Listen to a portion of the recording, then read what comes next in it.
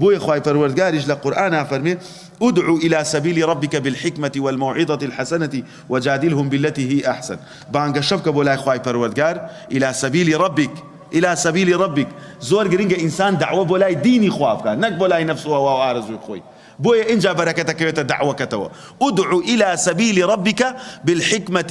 بالحكمة والموعظة الحسنة بحكمات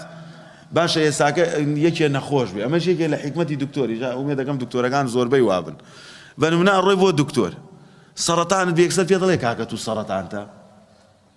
فحصتك عليه هيج نيه بانك براك تكالك هاك ورجلون بياوي رانا فرياي خن بيبن فلانه شيء بوكن فلانه تحليلي بوكن يان بنمنا جناب لبان او ديواروك الي لو قول طلق لي شيء تائره برو يبولا يكسر مقص يكو خيط يبيني والله باب الراك يدور باب هدس ببرنولو قال باشتر جاري بنجيك اللي أدا كاتدي تخبر سيرة جيتو خلق وادي